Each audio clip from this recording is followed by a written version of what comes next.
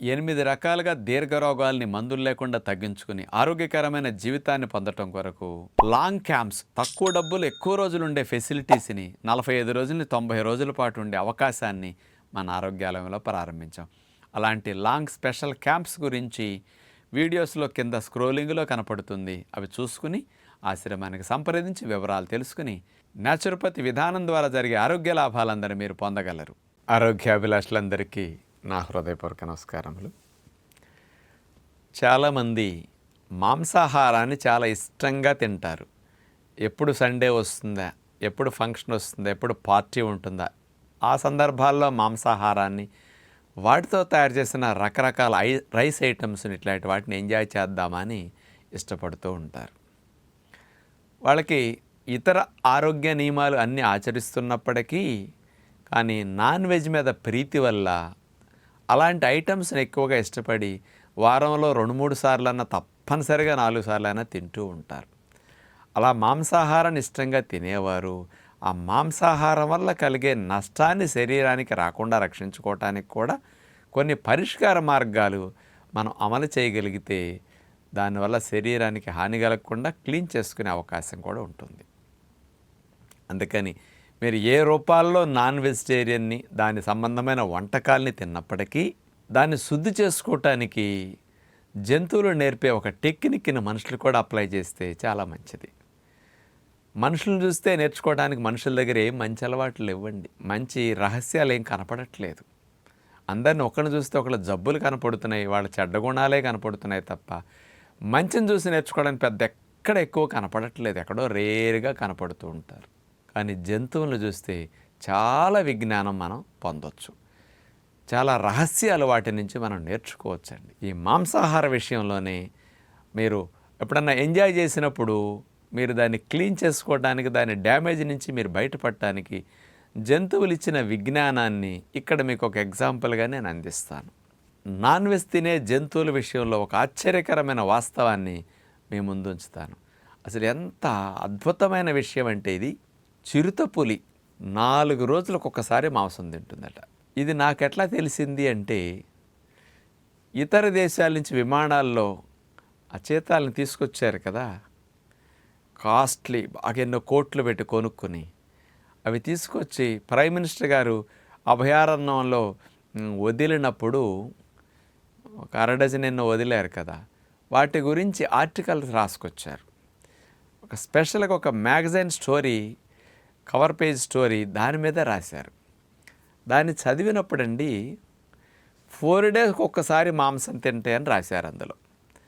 మరి మిగతా 3 రోజులు ఏం చేస్తాయండి? ఇప్పుడు ఈరోజు మాంసం తింది, అక్కడి నుంచి మళ్ళీ మిగతా 3.5 రోజులు ఏం చేస్తాయి చెప్పండి, ఊహించుకోండి ఒకసారి. మరి 4 రోజులకు ఒక్కసారి అంటే మిగతా 3.5 రోజులు ఫాస్టింగే కదండి. అంటే అవి తినే 15 కేజీలు పైబడి మాంసాన్ని అరిగించుకోవటానికి 3.5 రోజులు ఫాస్టింగ్ చేస్తే తప్ప అరగట్లేదన్నమాట. మళ్ళీ తిరిగి ఆకలి పుట్టడానికి, మళ్ళీ తిరిగి అది క్లీన్ అయిపోయి మళ్ళీ బాడీ తినమని ప్రేరణ కలిగించడానికి, ఆకలి పుట్టించే హార్మోన్స్, ఎంజైమ్స్ మళ్ళీ తయారవటానికి 3.5 రోజులు గ్యాప్ ఇవ్వాల్సి వస్తున్నది.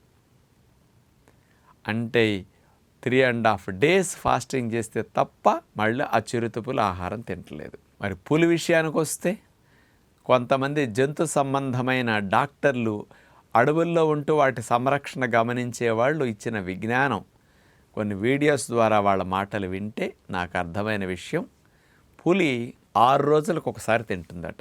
దగ్గర దగ్గర నెలకి 4 సార్లు లేదా 5 సార్లు మాత్రమే తింటుంది నెలలో. అంటే 25 రోజులు 26 రోజులు పులి ఫాస్టింగ్లోనే ఉంటుంది. ఒకరోజు తిన్నప్పుడు 20 కేజీలు 25 కేజీల మాంసాన్ని ఎట్ ఎ ట్రిప్ తినేస్తుంది. దొరికితే మంచిగా పుష్టిగా ఉన్నదనుకోండి మాంసం, కడుపు నిండా ఒక్కసారి తినేస్తుంది. మిగతా 5 రోజులు ఫాస్టింగ్ చేస్తుంది.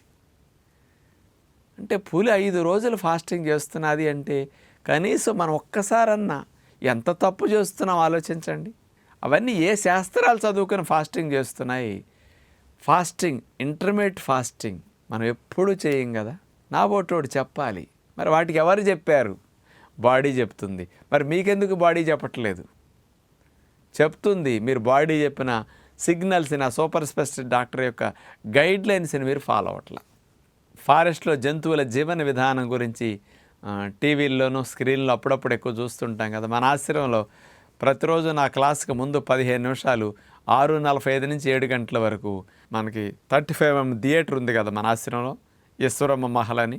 ఆ థియేటర్లో చూడండి, ఇప్పుడు ఈ 15 నిమిషాలు ప్రతిరోజు జంతువుల యొక్క జీవన శైలి గురించి అక్కడ స్క్రీన్ మీద ప్లే చేస్తూ ఉంటాం. ఎందుకంటే జంతువులను చూసి నేర్చుకుంటేనే మనుషులు చాలా బాగుపడతారని. పులులు, సింహాలు, చిరుత పులులు ఇవి వేటాడేయటానికి చిరుత పులు అయితే 120 కిలోమీటర్ల స్పీడ్లో పరిగెడుతుంది. కానీ ఇది 100 కిలోమీటర్ల వేగాన్ని 3 సెకన్లు అందుకుంటుంది. ఇప్పుడు తయారు చేసే కార్లు 10 కోట్లు, 20 కోట్లు, 30 కోట్లు పెట్టే కార్లు కూడా 5 సెకన్లు. కానీ చిరుతపులు మాత్రం 3 సెకన్లో 100 కిలోమీటర్ల వేగాన్ని అందుకోగలుగుతుంది. అంటే అంత పవర్ఫుల్ కార్ల కంటే వేగమైంది. దానికి అసలు ఒబిసిటీ కనుక వస్తే, పులికి కానీ సింహానికి కానీ ఒబిసిటీ వచ్చిందనుకోండి, 30 కేజీలు 20 కేజీలు ఎక్కువ పెరిగిందనుకోండి, నా కోరిక అనిపిస్తున్నది. అలా కనుక వస్తే అసలు ఏ జంతువన్నా, దుప్పి, జింక ఏమన్నా అసలు దొరుకుతాయా? అన్నీ పరిగెడతాయి, ఇవి పరిగెట్టలు. మరి ఆహారం ఎక్కడి నుంచి వస్తుంది? అందుకనే ఎక్కడ పులులకి, సింహాలకి, చిరుత పులులకి అసలు ఒబిసిటీ 1 కేజీ కూడా ఎక్సెస్ ఎందుకు ఉండదు అంటే ఫాస్టింగ్లో ఉంటాయి కాబట్టి అవి. అందుకని వాటి డిజైన్ అలా ఉంది. అట్లా అనిపించింది నాకు. అవన్నీ ఫాస్టింగ్ చేయబట్టే ఒబిసిటీ రాకుండా రక్షించుకుంటూ ఉంటాయి కాబట్టి ఆ జాయింట్స్ హెల్తీగా ఉంటాయి. ఇన్ఫ్లమేషన్ రాదు, నాన్ వెజ్ తిన్నా కాన్స్టిపేషన్ రాదు, కొలెస్ట్రాల్ పెరగదు, మరి ఫ్యాటీ లివర్ రాదు అంత నాన్ వెజ్ తినేసిన. ఇవన్నిటి నుంచి రక్షించుకోవడానికి అవి ఆచరించేది ఫాస్టింగ్. కాబట్టి ఇప్పటికైనా మేల్కోండి. మీరు ఎప్పుడైనా లంచ్లో నాన్ వెజ్ తిన్నారా, ఆ రోజు నుంచి ఇంటర్మీడియట్ ఫాస్టింగ్, ఏకభుక్తం. నెక్స్ట్ డే మధ్యాహ్నం 1 గంట వరకు ఏమీ ఆడించకండి. డిన్నర్ తినొద్దు, నెక్స్ట్ డే మార్నింగ్ బ్రేక్ఫాస్ట్ తినొద్దు. కనీసం ఇంటర్మీడియట్ ఫాస్టింగ్ అని ఇక్కడ చేయండి.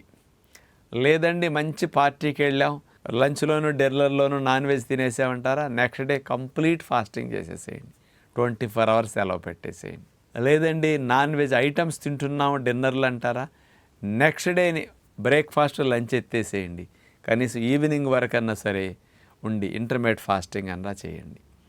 ఇలా మీరు ఇంటర్మీడియట్ ఫాస్టింగ్ని అప్లై చేశారా, మీ నాన్ వెజ్ ద్వారా వచ్చిన దోషాలని body auto cleaning, auto repairing mechanism ఆ మోడ్ ఆన్ అయిపోతుంది అనమాట.